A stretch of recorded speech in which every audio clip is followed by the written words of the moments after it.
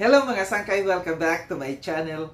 Ito po muli ang yung sangkay na si Sangkay Lons muling nagbabalik. Kumusta? Kumusta kayong lahat? Sana sa maayos na kalagayan ng lahat.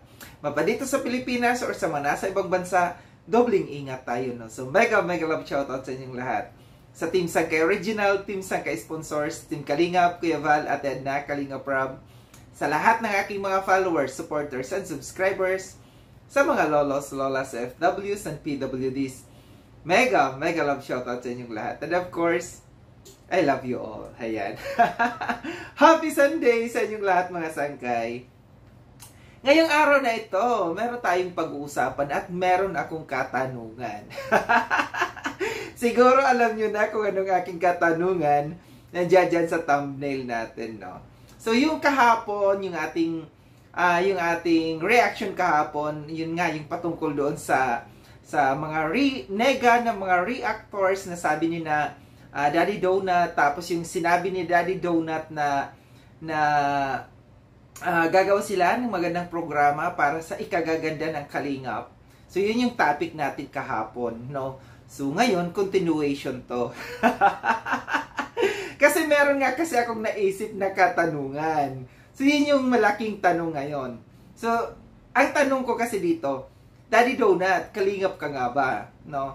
Hindi kasi porket sabihin na kalingap ka nga ba, yung tanong na ito na kalingap ka nga ba? Tatanungin natin kung ang puso mo nga ba ay nasa kalingap. Pwede naman. Pwede naman nasa puso natin ng isang na maging isang kalingap, pero ang tanong, legit ka nga ba na kalingap? Certified kalingap ka na nga ba? No? Ito lang, wala namang masamang tanong doon. Hindi ako nakikipag-away. Itong akin lamang ay isang pagkaklaro, paglilinaw, tanong, na sana masagot ni Daddy Donut, no? So, walang masamang tinapay ito, no, na aking gagawin, kundi ito'y pagkaklaro lamang, no? Para mas klaro sa lahat ng mga manonood. Kalingap ka nga ba, Daddy Donut? Ibig sabihin, kagaya ka ba sa amin na mga reactors, legit na reactors, na in-acknowledge ni Kuya Val, no? Shoutout ni Kuya Val, ipinaalam ni Kuya Val. Kasi nung mga kagaya ko, no, nung nag-apply ako na maging Kalingap Reactors, merong announcement yan. In-announce ni Kuya Val na, ito si Sangkay, part na ito ng Kalingap. By batch kasi kami noon. So ito yun yung tanong ko, malaking tanong. Kalingap ka na nga ba, Daddy Donut? Kasi base doon sa mga plano mo, gaya ng sinabi mo na gagawa kayo ng magandang programa, papagandahin yung programa ng Kalingap, dapat alam mo na legit ka, nasa loob ka ng Kalingap. Kasi parang yung lumabas kasi dito, na nabypass talaga si Kuya Val dito sa mga plano ninyo, na grupo ninyo. Ikaw ba ay na-announce na ni Kuya Val? Kayo ba ay nakapag-usap na one-on-one ni Kuya Val? Pumunta ka na kay Kuya Val? Nga, Kuya Val, gusto kong maging Kalingap, no? Gusto kong maging part ng Kalingap. Nangyari na ba yon? So, kung nangyari na yung ganong klaseng ninyo, nagka-one-on-one na kayo ni Kuya Val, nagpunta ka na, walang masama. Okay yon, mas maganda kung talagang nakapagsabi ka na harapan mismo kay Kuya Val. Kasi alam ko, may proseso kasi dyan na para makapasok bilang isang Kalingap, no? Hindi yung porket meron ka ng YouTube channel, magsa-self-proclaim ka na ako'y Kalingap na. Parang hindi yon, hindi ganun klase, no? Hindi tama yung ganon.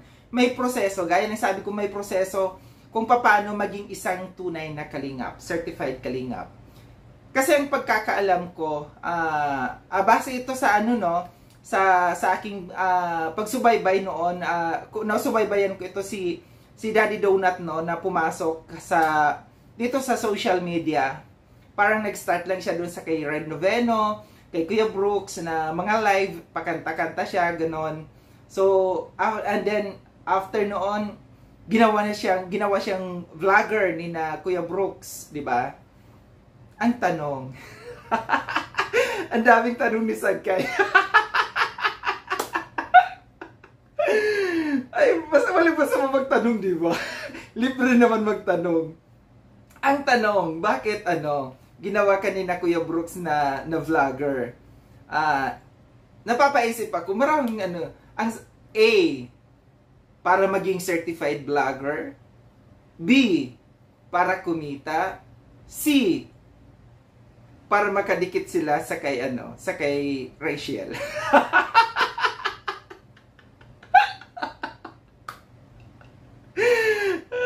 Alin kayo dun sa A, B, C? Parang mas matimbang ang yung letter C. Kaya siya ginawag vlogger ni na Kuya Brooks para may access nga naman si na Kuya Brooks sa kay Rachel at saka kay Tatay Rizan para ma-vlog na nila. Which is, walang masama dyan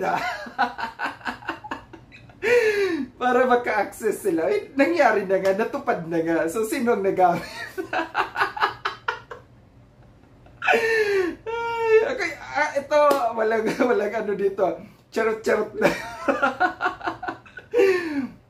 Kasi naawa talaga ako dito. Kasi ayoko talaga yung datingan ni Kuya, ni Daddy Donut, nung napapanood ko yung live na ito ng live ni Kaprom Day, ito, kasi grupo sila lumabas na ito mismo sa bibig nila, na grupo nila, gagawa sila ng magandang programa. At nagtanong pa si Kaprom Day, kasama ba ako dyan? Kaprom Day, hello? Nagtanong ka pa kung kasali ka dyan, nandiyan ka na sa grupo. Nagtataka din ako dito kay Kaprom Day, kasi nung bago siya mag-live niyan, yung live na yan na pasasalamat niya, kasama niya sina Kuya Val nung umaga, tanghali or hapon ba yon? Kasama pa niya to sina Kuya Val. May pupuntahan yata sila, tapos dumaan sila sa Lingap Center ni Kuya Bobby, Tapos nakita ko ito sa live ni Ate Edna, na nandoon nagbibilyard. Tapos yung kinagabihan nandiyan na naman sa grupo daw nila. Hello ka from the... Ano ba talaga? Alin ba talagang totoo? Which is which? Ikaw ba'y namaman ka sa dalawang ilog? Tanong lang naman. Itong aking na ito ngayon, video na ito, puro mga katanungan. So yun yung malaking tanong ko, Tanong ko lang kasi talaga na, kalingap ka na nga ba talaga, Daddy Donut? Ikaw ba certified, legit na kalingap, nakapag-usap na kayo ni Kuya Val? Kasi, nagtataka kasi ako hindi ko pa naman kasi ito nakikita si Daddy Donut sa mga GCs na ginawa ni Kuya Val. Tapos, syempre tayo na mga mga kalingap talaga, Meron tayong yung tulong natin na ginagawa kay Kuya Val sa proyekto na mga ginagawa ni Kuya Val, nandiyan tayo, nakasupport tayo.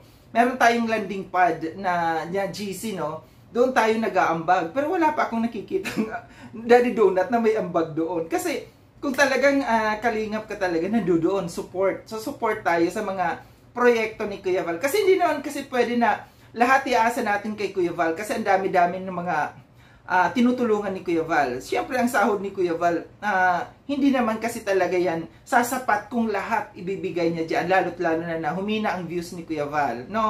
Ang nangyari kasi dito, nakasupport talaga tayo. Magbibigay tayo ng paunti-unting ambag natin. So, wala akong nakikitang Daddy Donut doon.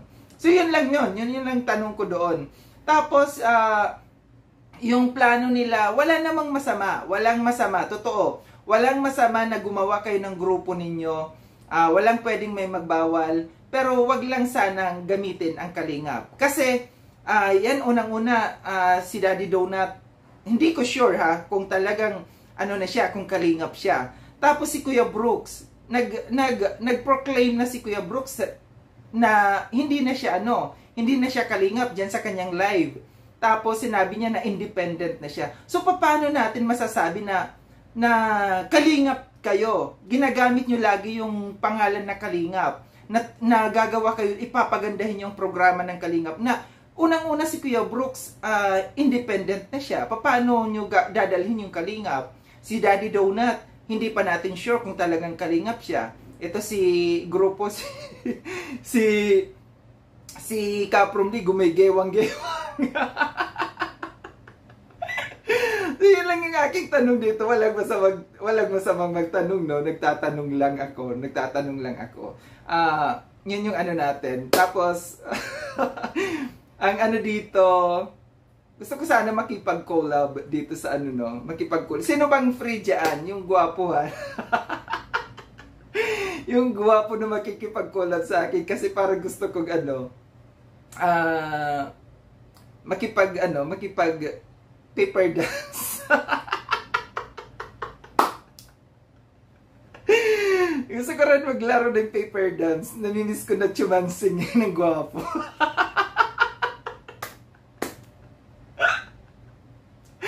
Ay, Diyos ko Lord. Ang saya-saya ni Sangkay.